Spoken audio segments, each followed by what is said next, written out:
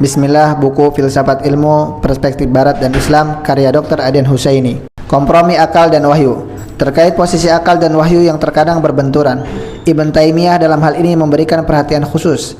Ibn Taimiyah dengan tegas menyalahkan pihak-pihak yang menolak peran akal sama sekali, seperti pengikut madhab Malik, Asy-Syafi'i, Ahmad dan yang lainnya. Demikian juga pihak yang menolak wahyu sama sekali, seperti para filsuf dan ahli kalam. Ibn Taimiyah menyusun sebuah kitab khusus berkaitan dengan apa yang dipahami manusia sebagai pertentangan wahyu dan akal ini dengan judul Muwafaqah Shahih Al-Manqul li Sharih Al-Ma'qul. Sesuainya nakal yang sahih dengan akal yang kuat, atau disebut juga dar ta'arud al-aql wan naql, menepis pertentangan antara akal dan nakal. Dalam kitab tersebut, Ibn Taimiyah menjelaskan pedoman-pedoman yang harus diperhatikan ketika terlihat adanya pertentangan antara akal dan wahyu, yaitu sebagai berikut. Pertama, pertentangan antara akal dan wahyu disebabkan oleh pemahaman yang menyimpang dari masing-masing kelompok terhadap keduanya. Pemahaman yang menyimpang tersebut ada dua: tabdil, pengubahan terhadap konsep wahyu, dan tajhil, pembodohan dengan menilai bahwa apa yang disampaikan para nabi tidak cukup disebabkan ketidaktahuan para nabi terhadap fenomena yang sebenarnya. Selanjutnya, dari aliran tabdil ini lahir dua kelompok. Pertama, ahlul wahm wal tahyil, penganut ragu dan khayalan, dan kedua, ahl at-tahrib wa ta'wil, penganut pengubahan dan penyimpangan makna. Menurut Ibn Taimiyah, para filosof, praktisi tasawuf dan ahli kalam banyak yang masuk dalam kelompok-kelompok ini. Kedua, ketika melihat ada yang tampaknya bertentangan antara akal dan wahyu, maka harus bisa dipilih terlebih dahulu mana yang sam'i, wahyu, dan mana yang akli, akal, lalu mana yang qat'i, meyakinkan, dan mana yang zanni, praduga, untuk kemudian menempuh langkah-langkah selanjutnya. Ketiga, jika yang bertentangan tersebut kedua-duanya qat'i, maka ini tidak boleh terjadi dan tidak mungkin terjadi, baik itu antara sesama sam'i, sesama akli, atau antar sam'i dan akli, karena kedua dalil yang qat'i tidak mungkin mengisyaratkan kebatilan. Dalam hal ini yang terjadi kemungkinan besar adalah dalil yang tampaknya qat'i pada saat statusnya dhanni. Dikarenakan asumsi yang salah, maka dalil yang sebenarnya dhanni tersebut dinilai qat'i. Oleh karenanya perlu dilakukan ulang pengecekan secara lebih mendalam. Dalam hal ini perlu ditegaskan bahwa ajaran agama yang dibawa Rasulullah SAW kedudukannya ma'lum bid-tirar, mudah sekali untuk dimengerti, seperti kewajiban ibadah, keharaman fahsya, tauhidnya sang pencipta, dan adanya hari akhir. Maka ketika ada dalil akli qat'i yang menentangnya, dalil akli tersebut nyata kebatilannya, karena jika tidak, berarti sang pemilih dalil akli tersebut telah mendustakan Rasul SAW, dan ini merupakan bentuk kekufuran yang sharih. Keempat, jika yang bertentangan tersebut salah satunya qat'i dan satunya lazim dhanni, maka yang qat'i harus diambil, karena dhann tidak mungkin bisa melawan yakin, walaupun yang terjadi dalil aklinya yang qat'i dan dalil sam'inya yang dhanni. Dalam kasus seperti ini, maka dalil sam'i tersebut tidak boleh diambil. Kelima, jika yang bertentangan tersebut kedua-duanya dhanni, maka harus dilakukan tarjih untuk memilih mana yang paling rajih, kuat di antara keduanya. Tidak perlu harus selalu dengan mendahulukan sam'i atas akli, karena kalau ternyata yang rajihnya yang akli, maka dalil yang sam'i mau tidak mau harus dibuang. Dari uraian di atas terlihat bahwa Ibn Taimiyah menentukan ukuran kekuatan sebuah dalil dengan status qat'i dan dhanni. Kalaupun itu antara dalil syar'i dan akli, kalau ternyata yang qat'i adalah yang akli, maka yang akli inilah yang harus diambil. Demikian juga jika dalil-dalil yang syar'inya yang qat'i, maka itu yang harus didahulukan, walaupun menurut akal dianggap mustahil, karena menolaknya sama saja dengan mendustakan Nabi SAW dan ajaran yang dibawanya. Klasifikasi pengetahuan. Konsekuensinya, Islam tidak mengenal dikotomi ilmu, yang satu diakui, yang lainnya tidak. Yang logis empiris dikategorikan ilmiah, sedangkan yang berdasarkan pada wahyu tidak dikategorikan ilmiah. Semua jenis pengetahuan, apakah itu yang logis empiris, apalagi yang sifatnya wahyu revelasional, diakui sebagai sesuatu yang ilmiah. Dalam khazanah pemikiran Islam yang dikenal hanya klasifikasi pembedaan atau diferensiasi perbedaan, bukan dikotomi seperti yang berlaku di barat. Al-Ghazali misalnya membagi ilmu dari aspek ghad, tujuan kegunaan pada syar'iyah dan ghair syar'iyah. Syar'iyah yang dimaksud Al-Ghazali adalah yang berasal dari Nabi sallallahu alaihi wasallam, sedangkan ghair syar'iyah adalah yang dihasilkan oleh akal seperti ilmu hitung, dihasilkan oleh eksperimen seperti kedokteran, atau yang dihasilkan oleh pendengaran seperti ilmu bahasa. Ibn Taimiyah membagi ilmu dari aspek yang sama dengan pola yang sama, cuma penamaannya syar'iyah dan aqliyah. Syar'iyah yang dimaksud Ibn Taimiyah adalah yang berurusan dengan persoalan agama dan ketuhanan, adapun aqliyah adalah yang tidak diperintahkan oleh syara' dan tidak pula disyaratkan olehnya. Sementara Syekh Utsaimin membahasakannya dengan ilmu syar'i dan nazari. Ilmu syar'i adalah fiqih, pemahaman terhadap kitab Allah dan sunnah Rasulullah SAW. Sementara ilmu nazari adalah ilmu sina'ah, perindustrian dan yang berkaitan dengannya. Berkaitan dengan pembagian ilmu dalam Islam seperti di atas, Oliver Leaman menjelaskan, umat Islam membagi ilmu ke dalam model seperti itu disebabkan Al-Quran menjelaskan bahwa bidang pengetahuan itu ada dua, yang tampak dan yang gaib. Yang tampak dapat diketahui oleh manusia dan juga merupakan objek kajian sains, sedangkan alam gaib meskipun dapat diketahui dengan cara yang berbeda merupakan wilayah wahyu. Hal ini dapat dimengerti mengingat tidak adanya bukti fisik yang bisa diterima ihwal alam gaib. Oliver Leaman menjelaskan lebih lanjut, berdasarkan pada acuan Al-Quran inilah maka kemudian ilmu pengetahuan dalam Islam ada dua jenis, ilmu yang mengungkap alam syahadah atau alam yang sudah diakrabi dan terpapar dalam sains alam, dan ma'rifah yang mendedahkan alam al-ghaib atau alam yang tersembunyi dan karenanya lebih dari sekadar pengetahuan proporsional knowledge. Cara memperoleh pengetahuan jenis kedua ini adalah melalui wahyu. Klasifikasi seperti ini penting untuk diterapkan agar tidak terjadi kekacauan ilmu. Ketika agama diukur oleh akal dan indera induktif, maka yang lahir adalah sofisme modern, sehingga adanya Ahmadiyah dan aliran-aliran yang sesat tidak dipahami sebagai sebuah kesalahan, melainkan sebuah pembenaran bahwa Islam itu warna-warni. Demikian juga ketika sains dicari-cari pembenarannya dari dalil agama, maka yang lahir kelak pembajakan dalil-dalil agama, sehingga langit yang 7 dipahami sebagai planet yang jumlahnya 7, seperti pernah dikemukakan oleh sebagian filsuf muslim di abad pertengahan. Hierarki pengetahuan. Di samping klasifikasi, para ulama juga memberlakukan hierarki pengetahuan. Artinya, pemilihan mana yang pokok dan utama dan mana yang tidak pokok, mana yang harus menjadi dasar dari semua pengetahuan dan mana yang harus senantiasa berdasar pada ilmu-ilmu yang mendasar. Dalam hal ini, para ulama memberlakukan hukum fardu ain dan fardu kifayah. Ibn Taimiyah menyatakan bahwa yang fardu ain adalah yang berkaitan dengan kewajiban dan larangan yang ditujukan kepada setiap individu. Al-Ghazali menjabarkannya sebagai pokok-pokok akidah, ibadah dan suluk atau akhlak, sementara fardu kifayah adalah yang selebihnya dari itu. Dalam hierarki yang disusun oleh Ibn Taimiyah, urutan ilmu dari yang paling pokok kepada yang berstatus pelengkap adalah sebagai berikut. Yang pertama, ilmu akidah. Yang kedua, ilmu syariat yang berkaitan dengan individu berupa perintah dan larangan, halal dan haram yang ditujukan ke setiap individu. Yang ketiga, menghafal dan memahami dan mengamalkan Al-Quran. Yang keempat, ilmu lainnya yang diperlukan oleh masing-masing individu, dan ini sifatnya relatif tergantung pada keperluan individu tersebut. Jika seseorang menggeluti dunia dakwah, maka ilmu-ilmu agama harus dikuasainya secara mendalam. Jika seseorang berprofesikan pedagang, maka ilmu dagang harus dia kuasai. Jika seorang berprofesikan nelayan, maka ilmu kelautan dan perikanan harus dia kuasai, dan begitulah seterusnya. Terkait Al-Quran, Ibn Taimiyah menyebutnya asal, ilmu yang harus lebih diprioritaskan daripada ilmu-ilmu pelengkap seperti kalam, dialektika, khilafiyah, furu, cabang-cabang keagamaan yang langka, taklid yang tidak diperlukan, hadis-hadis gharib asing yang tidak sabit, berkekuatan tetap dan tidak bermanfaat, dan berbagai jenis ilmu pasti yang tidak ada hujahnya dengan meninggalkan menghafal Al-Quran yang tentunya lebih penting dari semua itu.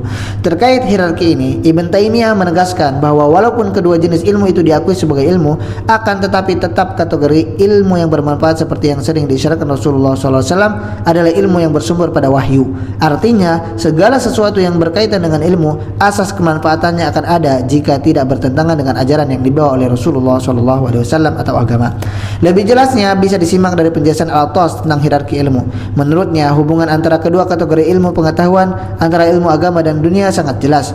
Yang pertama, menyingkap rahasia being dan eksistensi, menerangkan dengan sebenar-benarnya hubungan antara diri manusia dan Tuhan, dan menjelaskan maksud dari mengetahui sesuatu dan tujuan kehidupan yang sebenarnya. Konsekuensinya, kategori ilmu pengetahuan yang pertama harus membimbing ke yang kedua. Jika tidak, ilmu pengetahuan kedua ini akan membingungkan manusia dan secara terus-menerus menjebak mereka dalam suasana pencarian tujuan dan makna kehidupan yang meragukan dan salah. Mereka yang dengan sengaja memilih cabang tertentu dari kategori kedua dalam upaya meningkatkan kualitas diri mereka, Al-Atas menegaskan ulang, harus dibimbing oleh pengetahuan yang benar dari kategori pertama.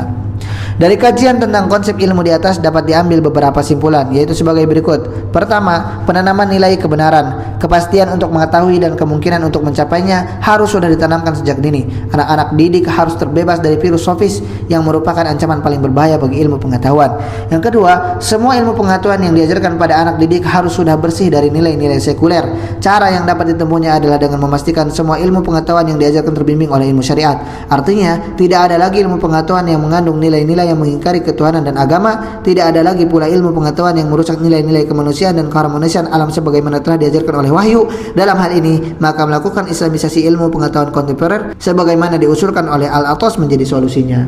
Yang ketiga, ilmu-ilmu agama yang diajarkan oleh lembaga pendidikan Islam harus dibersihkan dari nilai-nilai skeptisisme dan relativisme, karena dua nilai tersebut menyebabkan lahirnya konfusion di dunia pendidikan Islam. Benar dan salah menjadi relatif, keabsahan agama Islam pun jadi diragukan. Yang keempat, ilmu-ilmu agama yang diajarkan di lembaga pendidikan Islam juga dengan sendirinya harus memperhatikan wahyu sebagai sumber utama ilmu. Seperti telah dijelaskan Al-Ghazali dan Ibn Taimiyah di atas, apapun yang dihasilkan oleh rasio ataupun intuisi, jikalau kemudian bertentangan dengan wahyu, maka harus tertolak. Jika ini tidak dipatuhi, maka akan terjadi confusion juga di dalam dunia pendidikan. Al-Quran dan hadis menjadi dilakukan dan disepelekan disebabkan nalar-nalar rasio khas barat lebih diprioritaskan. Bab 5, mendefinisikan dan memetakan ilmu. Pendahuluan, tiada yang lebih benar dapat dinyatakan tentang peradaban Islam daripada apa yang telah Profesor Rosenthal amati dengan tepat. Peradaban yang di dalamnya ilmu berjaya. Ilmu telah terbukti merupakan sebuah istilah budaya yang unik sekaligus daya benah yang paling efektif. Ilmu merupakan unsur utama yang telah memberikan peradaban muslim bentuk dan coraknya yang khas. Bahkan tidak ada konsep yang telah berjalan sebagai suatu penentu dari peradaban muslim dalam segala seginya sebagaimana ilmu. Tulisannya ini akan memeriksa ulang konsep ilmu dalam Islam dengan memutuskan perhatian pada bagaimana ilmu dipahami dan dipetakan oleh ulama dari beragam aliran pemikiran selama rentang ratusan tahun. Walau tulisan ini tidak mengklaim menawarkan sesuatu yang baru, tetapi diharapkan akan menyumbang sesuatu atas debat yang berlangsung tentang islamisasi ilmu. Mendefinisikan ilmu, mari kita mulai dengan bertanya, apakah ilmu? Ketika dihadapkan pada pertanyaan ini, kebanyakan kita akan terusik enggan menjawab atau tidak peduli belaka. Ada yang berkata ilmu adalah apa yang kamu tahu. Tapi sesungguhnya ini bukanlah definisi, melainkan suatu tautologi, sekadar berkata bahwa ilmu adalah ilmu dan sama sekali tidak menyatakan apapun. Oxford English Dictionary yang pasti sudah disusun oleh sebuah tim penulis terdidik yang cakap mendaftar 3 arti untuk kata ilmu. Informasi dan kecakapan yang diperoleh melalui pengalaman atau pendidikan. Yang kedua, keseluruhan dari apa yang diketahui. Dan yang ketiga, kesadaran atau kebiasaan yang didapat melalui pengalaman akan suatu fakta atau keadaan. Coba lihat yang pertama. Dapatkah kita katakan bahwa ilmu adalah informasi? Kita mungkin menganggap begitu, tetapi saya akan berbeda berdasarkan setidaknya 2 alasan. Pertama, informasi dapat benar atau salah. Jadi jika ilmu adalah informasi, maka ilmu mencakup informasi yang benar dan salah. Tapi bagaimana bisa mengatakan tahu sesuatu ketika ternyata hal itu adalah akibat misinformasi atau salah informasi? Kedua, jika kita sepakat dengan Cambridge English Dictionary bahwa informasi adalah fakta tentang sesuatu keadaan, orang, peristiwa, dan seterusnya, maka fakta setara dengan ilmu. Namun fakta bukanlah ilmu, dan ilmu tidak bisa dikacaukan dengan fakta. Bahkan kamus yang sama menyebutkan bahwa fakta adalah sesuatu yang diketahui telah terjadi atau wujud, terutama sesuatu yang dengannya sesuatu bukti itu wujud atau yang mengandung informasi. Saya menulis miring kata diketahui untuk menunjukkan adanya pendefinisian yang berputar-putar atasnya. Demikian juga untuk mendefinisikan ilmu dalam hal kecakapan dan keahlian adalah problematis. Misalnya kita tahu persis apa itu pesawat udara. Kita memiliki ilmu tentang itu dalam arti bahwa jika kita diminta untuk menggambarnya akan dengan mudah dilakukan. Atau jika diminta untuk menunjukkan di sebuah bandar udara akan mudah menunjukkannya. Namun ilmu semacam ini bukanlah keahlian. Mengetahui apa itu pesawat adalah tidak berarti ahli tentangnya. Sebaliknya juga benar, keahlian menyiratkan ilmu, tetapi ilmu tidak mesti berarti keahlian. Dan jika pendidikan mengacu pada suatu proses mengenal dan menuai ilmu, definisi itu hanya membawa kita kembali pada pertanyaan, apakah ilmu? Definisi kedua yang diberikan di atas, bahwa ilmu adalah keseluruhan dari apa yang diketahui, juga patut dipertanyakan. Jika apa yang diketahui adalah ilmu, semata menyatakan bahwa ilmu adalah ilmu. Yang ketiga pun tidak lebih baik. Kesadaran, awareness, mungkin bisa timbul dari ilmu, tetapi ilmu bukan kesadaran. Kita mungkin sadar akan nyamuk yang berada di sekitar kita, tetapi kita tidak berarti sama dengan memiliki ilmu tentang nyamuk kecuali jika kita seorang ahli biologi. Demikian pula jika ilmu berarti kebiasaan, familiarity, maka kebiasaan menyiratkan ilmu. Namun seringkali tidak demikian halnya, karena kita dapati orang-orang yang cukup terbiasa dengan komputer tetapi bukan pakar ilmu komputer, dan maka mereka memiliki sedikit ilmu jika memang memilikinya tentang komputer. Nyaris 1000 tahun sebelum kelahiran Rasulullah SAW bernama Plato sampai pada definisi sebagai berikut: ilmu adalah keyakinan sejati yang dibenarkan. Ujarnya dalam Theaetetus 201C8, salah satu dialog-dialognya yang terkenal. Definisi ini ringkas, padat, tetapi mendalam. Kita dapat memecahnya menjadi 3 unsur. Pertama, keyakinan, kedua, kebenaran, dan ketiga, nalar. Hal-hal ini adalah 3 syarat yang harus dipenuhi untuk proposisi apapun agar memenuhi syarat sebagai ilmu. Pertama-tama, sesuai nalar Plato, mengetahui adalah ilmu. Jika kita tahu bahwa gula itu manis, kita sesungguhnya yakin pada keberadaan sesuatu yang disebut gula, dan kita yakin akan rasanya yang manis. Namun, ilmu bukanlah sekadar yakin. Hanya keyakinan-keyakinan yang benar dapat disebut ilmu. Keyakinan yang salah bukanlah ilmu menurut Plato. Akan tetapi, bagaimana kita dapat membedakan keyakinan yang benar dari yang salah? Disinilah berperan logos. Supaya memenuhi syarat sebagai ilmu, keyakinan kita harus didukung oleh nalar. Maksudnya, suatu keyakinan itu benar jika dan hanya jika secara nalar dibenarkan. Suatu keyakinan yang benar sebab suatu kebetulan tidak memenuhi syarat sebagai ilmu. Sesungguhnya sebagaimana sering kita jumpai halnya keyakinan yang minim bukti seringkali salah, meski keyakinan demikian ini mungkin terkadang malah benar. Definisi Plato ini sudah pernah mendapat sanggahan. Salah satu yang terkenal adalah dari Edmund L. Gettier. Dalam suatu tulisan ilmiah yang kini termasuk klasik, Gettier mencoba menyanggah definisi ini dengan menunjukkan keadaan di mana seseorang memiliki keyakinan yang benar yang dibenarkan hingga taraf tertentu, tetapi tidak pada taraf yang dikehendaki Plato. Keyakinan seseorang yang benar semata karena kebetulan, ketika orang itu tidak punya bukti yang berhubungan dengan fakta sebenarnya dan sehingga yakin akan kebenaran semata karena kebetulan. Namun dalam keadaan demikian, semua orang sepakat bahwa orang itu memiliki ilmu. Tampaknya jelas bahwa ilmu tidak dapat didefinisikan tanpa menyertakan pendapat yang berputar-putar dan tautologi, yaitu menyatakan ilmu adalah ilmu. Namun, ini tidak berarti bahwa kita tidak bisa membahas ilmu sama sekali. Barangkali karena alasan ini para filsuf tertarik mendefinisikan daripada membahas beragam jenis ilmu. Maka Bertrand Russell membedakan ilmu akan sesuatu dan ilmu akan kebenaran, dan kemudian membagi-bagi apa yang ia sebut ilmu akan sesuatu menjadi 2 bagian. Yang pertama, ilmu berdasarkan pemberian, dan yang kedua, ilmu berdasarkan pengenalan. Ada sejumlah hal yang kita tahu tangan pertama, dan yang sebatas kita dengan atau baca dengan kata lain hal-hal yang digambarkan pada kita. Sebagian besar ilmu kita masuk dalam kotak pertama. Kita mengetahui bahwa jarak yang memisahkan matahari dari planet kita adalah sekitar 150 juta kilometer. Tidak berdasarkan pengenalan langsung, melainkan penggambaran yang kita jumpai di buku-buku dan laporan ilmiah. Ilmu menurut ulama, selama berabad-abad, ulama telah terus-menerus membahas ilmu secara intensif dan ekstensif seperti benar-benar diakui oleh siapapun yang mengenal, baik melalui banyaknya kepustakaan yang membahas ini. Beragam definisi ilmu telah dikemukakan oleh para teolog dan fuqaha, filsuf dan para ahli bahasa. Demi tujuan kita saat ini, akan dibahas 4 definisi ilmu yang berikut ini. Yang pertama diajukan oleh seorang pakar filologi Al-Raghib Al-Isfahani. Dalam karyanya, Kamus Istilah Quran Ilmu didefinisikan sebagai persepsi sesuatu hal dalam hakikatnya. Al-ilmi idrak al-saybil haqiqatihi. Ini artinya bahwa sekedar menilik sifat, misal bentuk, ukuran, berat, isi, warna, dan sifat-sifat lainnya, suatu hal tidak merupakan bagian dari ilmu. Mendasari definisi ini adalah suatu pandangan filosofis bahwa setiap zat terdiri atas esensi dan asidensi. Esensi adalah apa yang membuat sesuatu sebagai dirinya. Sesuatu darinya akan tetap satu dan sama sebelum semasa, setelah perubahan maka disebut sebagai hakikat. Ilmu adalah segala hal yang menyangkut hakikat yang tak berubah.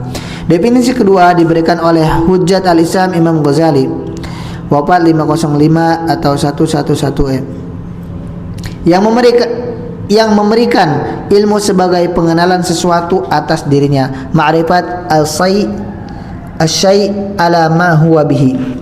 Definisinya di sisi ma'rifatu syai' ala ma huwa bihi. Definisinya di sini, untuk tahu sesuatu berarti mengenali sesuatu itu sebagai adanya. 3 hal di sini yang perlu diuraikan. Pertama, dengan menyatakan bahwa ilmu adalah pengenalan, Imam Ghazali tampak menekankan fakta bahwa ilmu merupakan masalah perorangan. Ilmu mewakili keadaan mainnya, yaitu keadaan di mana sesuatu itu tidak lagi asing bagi orang tersebut karena dikenali oleh minda orang tersebut. Kedua, tidak seperti istilah idrok digunakan dalam pendefinisian Al-Isfahani yang tidak hanya menyiratkan suatu gerakan nalar atau perubahan dari suatu keadaan kepada keadaan lain, misal dari keadaan jahil kepada keadaan berilmu, tetapi juga menyiratkan bahwa ilmu datang sebagaimana adanya ke dalam minda seseorang dari luar. Istilah ma'rifah dalam definisi Imam Al-Ghazali mengiaskan kepada fakta bahwa ilmu selalu merupakan semacam penemuan diri. Seseorang mungkin membandingkan hal ini dengan teori anamnesis Plato, di mana pembelajaran dikatakan terdiri atas mengingat-ingat ide zahiri yang sudah dimiliki.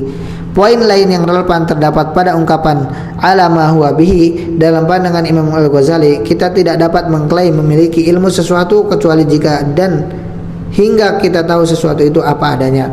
Sesungguhnya sesuatu itu tampak tidak sebagaimana hakikatnya. Bumi tampak datar, bintang tampak kecil, matahari tampak mengelilingi bumi, dan seterusnya. Maka definisi ini menempatkan hal-hal ini sebagai dugaan, khayalan, ilusi, halusinasi, mitos dan semacamnya di luar cukupan ilmu. Suatu alternatif definisi dikemukakan oleh seorang ahli logika, Athir ad-Din al-Abhari, wafat 663. Baginya ilmu adalah menghampirinya gambar suatu benda dalam pikiran. Demikian juga bagi Ibn Sina, wafat 428. Definisi ini menunjukkan bahwa untuk mengetahui suatu artinya membentuk suatu pemikiran tentangnya. Memiliki gambaran sesuatu itu tergambarkan dalam benak. Dengan kata lain, mengetahui adalah melakukan konseptualisasi.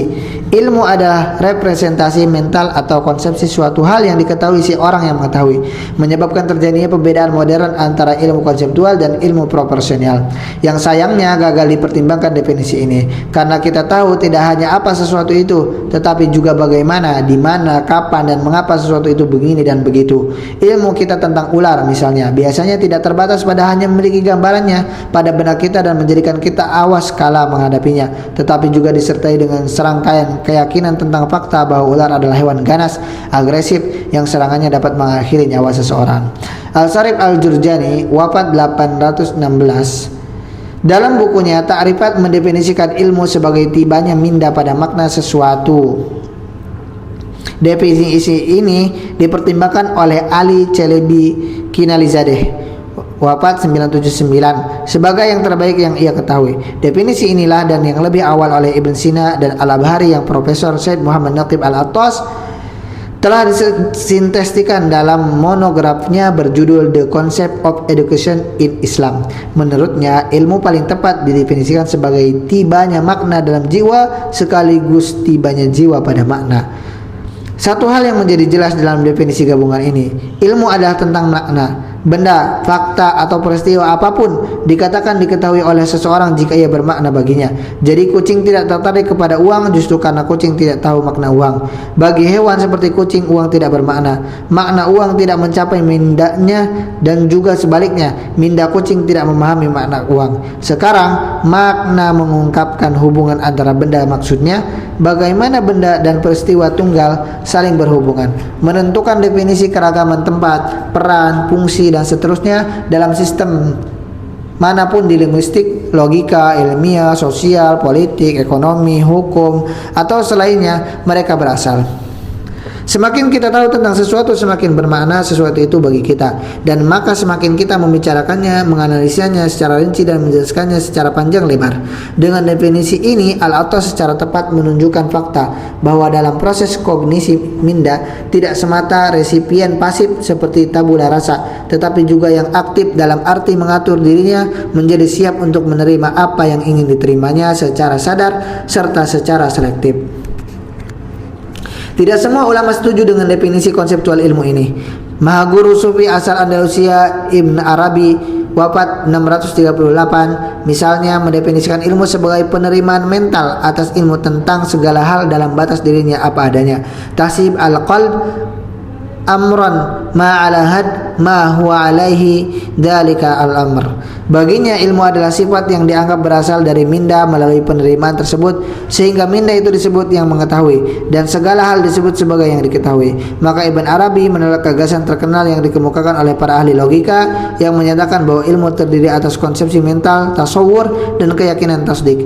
Ilmu bukanlah representasi mental dari benda yang dikenal, bukan pula makna yang ditangkap oleh yang mengetahui. Dalam pandangannya, tidak segala hal yang dikenal dapat dipahami. Tidak juga halnya bahwa setiap orang yang tahu membentuk suatu konsep dalam mindanya. Menurut para filosof, konsepsi merujuk pada tindakan membayangkan dari si orang yang tahu, membentuk bayangan mental yang merepresentasikan benda yang ia kenal. Namun Ibn Arabi menyanggah bahwa representasi mental ini tidak lain hanyalah keadaan mental, halah yang secara sementara digenggam oleh kecakapan imajinatif si yang tahu, meskipun ia tidak menolak adanya hal tertentu yang dikenal ilmu yang melampaui dan lepas dari pemahaman kecakapan imajinasi manusia. Memetakan ilmu. Urusan mengelompokkan ilmu dimulai di akhir di masa kuno, terutama di abad ke-5 sampai dengan ke-6. Di Alexandria, para sarjana Helenisme membangun suatu skema pengelompokan karya-karya Aristoteles di mana suatu risalah dicocokkan dengan suatu bidang kajian. Meskipun tujuan awal pengelompokan ini bersifat deskriptif dan pedagogis, hal tersebut memperoleh penerimaan universal dari generasi selanjutnya di seluruh belahan dunia yang dipengaruhi budaya Yunani. Ini tidak berarti bahwa pengelompokan tersebut murni merupakan temuan belakangan. Dalam karyanya Nicomachean Ethics, Aristoteles sudah menggariskan perbedaan antara seni, teknik, dan sains episteme, di mana yang terdahulu merujuk pada sisi kalkulatif, tu logistikon, jiwa rasional manusia dalam menangani hal-hal yang berubah dalam kesehariannya, sementara yang belakangan pada sisi ilmiah, tu epistemonikon, ketika menangani entitas mutlak seperti kebenaran penting matematika. Aristoteles juga membahas sains yang spekulatif, hai theoretikai, yang berbeda dari yang praktis, hai practicae, dan yang produktif, hai practicae. Menurutnya, sains spekulatif juga dikenal sebagai filsafat teoritis, filosofia theoreticae. Dapat dibagi menjadi matematika, kemudian dibagi lagi oleh Ammonius menjadi aritmatika, geometri, astronomi, dan musik, yaitu quadrivium yang terkenal, fisika, ilmu alam, dan teologi, sementara sains praktis menjadi etika, ekonomi, dan politik. Namun dari semua sains teoritis, hanya filsafat utama, filosofia atau metafisika yang dianggap universal dan unggul. Pengelompokan ini diteruskan ke abad pertengahan, diadopsi oleh kaum para filosof Nasrani, Muslim, dan Yahudi, walau dengan penambahan dan perubahan yang penting, dan menjadi standar program pendidikan humaniora. Misalnya, pengelompokan demikian direproduksi oleh Abu Yusuf Ya'qub Ibn Ishaq Al-Kindi, wafat 252, dalam risalah berjudul tentang jumlah tulisan Aristoteles dan yang diperlukan untuk memulai filsafat, jelas untuk tujuan pedagogis. Al-Kindi tidak hanya mendaftar karya-karya Aristoteles, membaginya menjadi 4 kelompok, misal logika, fisika, psikologi, dan matematika. Ia juga menyarankan mereka yang ingin mempelajari filsafat untuk memulainya dengan matematika, yang ia anggap harus ada bagi nalar ilmiah. Selain itu, ia membuat perbedaan antara ilmu manusia, al-ilm al-insani, yang didapat dari kerja keras dan belajar giat, dan ilmu ilahiyah, al-ilmu al-ilahi, yang ia samakan dengan nubuah atau wahyu dari Allah. Al-Farabi lah, wafat 339, yang pertama kali dalam sejarah Islam berupaya secara sistemis dalam bentuk sebuah buku berjudul Al-Ihsa Al-Ulum, seluruh sains sesuai pengelompokan Aristoteles, dan pada saat yang sama juga menerapkan tradisi budaya Islam dan Arab. Al-Farabi mengelompokkan sains menjadi 5 kelompok, masing-masing dengan subbagiannya. Ia didefinisikan dan tujuannya dijelaskan. Pembagian pertama adalah sains bahasa, al-ilmu al-lisan atau linguistik, yang mencakup sains kata-kata, al-ilm al-alfaz atau morfologi dan sains tata katanya, al-ilm qawanin al-alfaz atau sintaksis alias tata bahasa, sains tulisan, ilmu qawanin al-kitabah atau ortografi, sains bacaan, ilmu qawanin al-qiraah atau fonologi, dan sains puisi, ilmu qawanin al-asr atau prosodi. Bagian kedua adalah logika, ilmu al-mantiq, yang merangkum 8 subbagian yang membahas peristilahan dan konsep, al-maqulat, proposisi, al-ibarah, nalar silogistik, al-qiyas, nalar apoditik, al-burhan, nalar dialektik, jadaliyah, sophistry, al-mughalatah, retorika, al-khitabah, dan perpuisian asy-syair. Kelompok ketiga adalah matematika, ilm al-ta'alim, yang terdiri atas 7 bagian: aritmatika, al-ilm, al-adad, geometri, al-ilm, al-handasah, optik, ilm al-manazir, astronomi, ilm al-nujum, musik, ilm al-musiqa, dinamika, ilm al-atqal, dan mekanika, ilm al-hiyal. Kelompok keempat adalah sains fisik dan metafisik, ilm at-tabi'i wal ilmi al-ilahi. Fisika dibagi menjadi 8 bagian. Yang pertama, wacana umum tentang fisika, al-sama' at-tabi'i, yang membahas prinsip-prinsip dan sifat-sifat benda alam. Yang kedua, kosmologi, as-sama' wal alam. Yang ketiga, kejadian dan kerusakan, al-kaun wal fasad. Yang keempat, meteorologi, al-athar al-ulwiyah. Yang kelima, mineralogi, al-ma'adin. Yang keenam, botani, al-nabat. Yang ketujuh, zoologi, al-hayawan. Dan yang kedelapan, psikologi, an-nafs. Metafisika dibagi menjadi 3 bagian: ontologi, aetiologi, epistemologi, dan henologi teologi. Terakhir, di kelompok kelima terdapat 3 sains: politik, ilmu al-madani, sains hukum Islam atau perhukuman Islam, fiqh, dan teologi kalam. Harus dicatat bahwa pengelompokan Al-Farabi sebagaimana Al-Kindi dibuat sesuai dengan metode didaktika untuk diadopsi sebagai kurikulum pendidikan tinggi serupa dengan silabus dalam biografi Aristoteles yang tersedia dalam bahasa Arab, yang menandakan urutan yang benar di mana sains-sains itu harus dipelajari.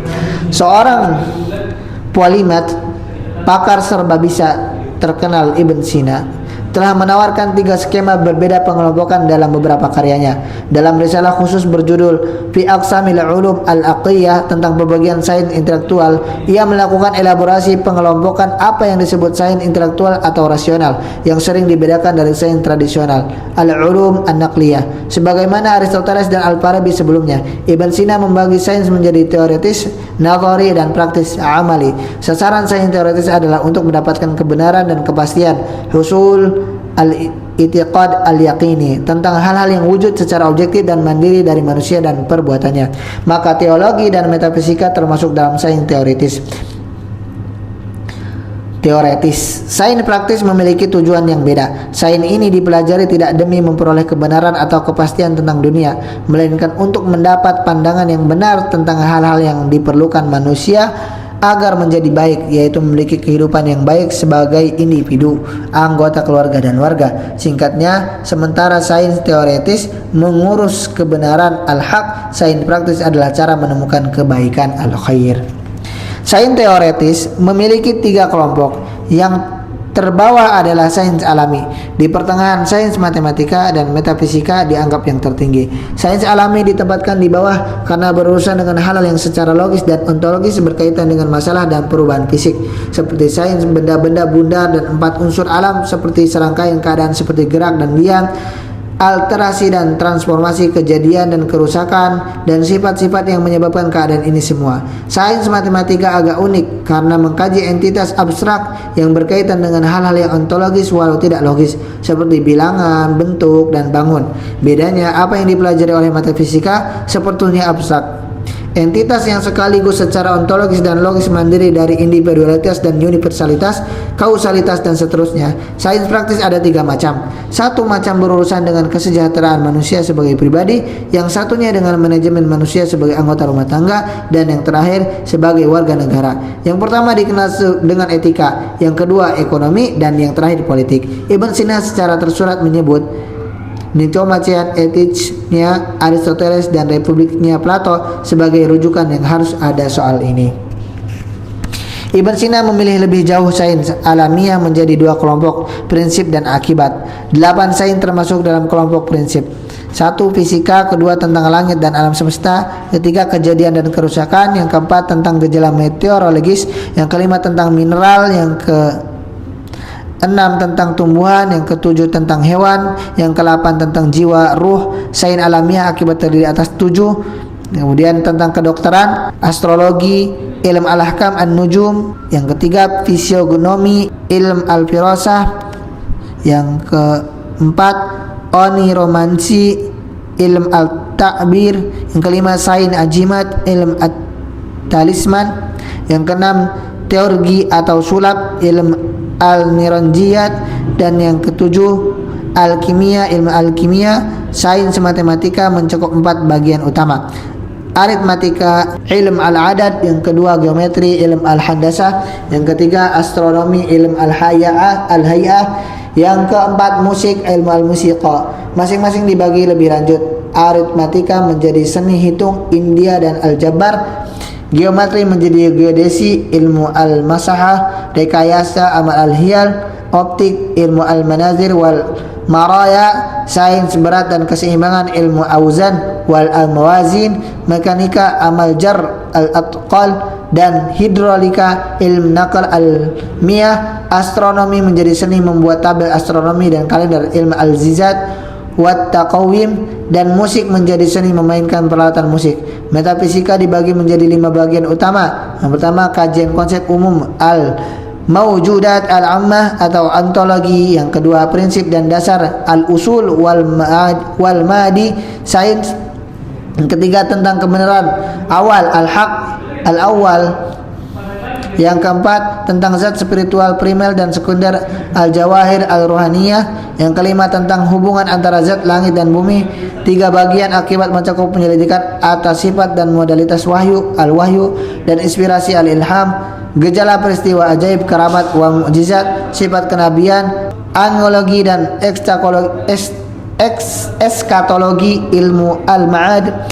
Pada bagian pengantar pada al-ilahiyat metafisika, karyanya Al-Soifa Ibnu Sina Asy-Syifa. Ibnu Sina membagi sains menurut status ontologis hal-hal yang dikaji sesuai dengan 2 kelompok di mana realitas yang mencakup semua hal yang wujud. Al-asya al-mawjudah dibagi-bagi, yaitu yang pertama, yang wujud akibat selain atau di luar perbuatan dan kehendak kita, laisa wujuduhu biikhtiarina wa fi'lina. Dan yang kedua, yang wujud akibat perbuatan dan kehendak kita, asya wujuduha biikhtiarina wa fi'lina.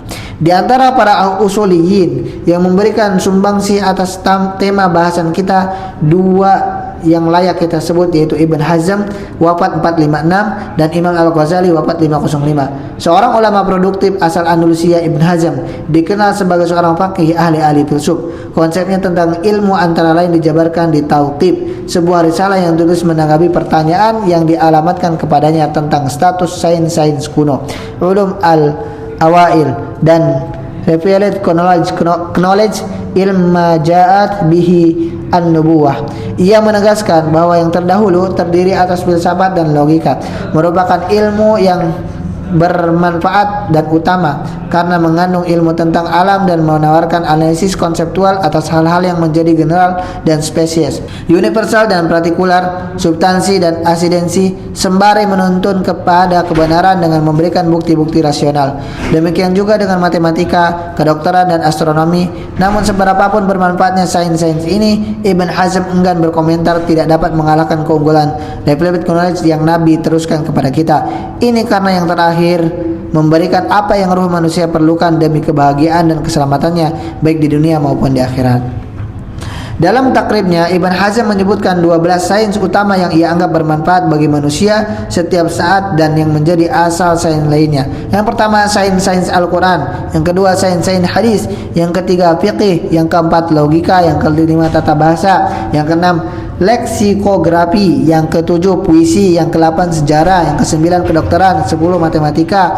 11, geometri. Dan ke-12, astronomi. Namun dalam kitabnya Maratib al-Ulum, ia mengembangkan pengelompokan sains-sains dari segi sesuatu program kajian dimulai sejak usia 5 tahun dengan bahasa dan Al-Quran dan berlanjut hingga penguasaan teologi rasional, di mana murid akan dilatih untuk membuktikan apakah dunia ini diciptakan atau tidak, dan selanjutnya menanyakan apakah nubuah itu mungkin atau tidak, dan mengarah pada pengakuan keberadaan Tuhan dan penerimaan perlunya dan sahihnya nubuah Nabi Muhammad SAW.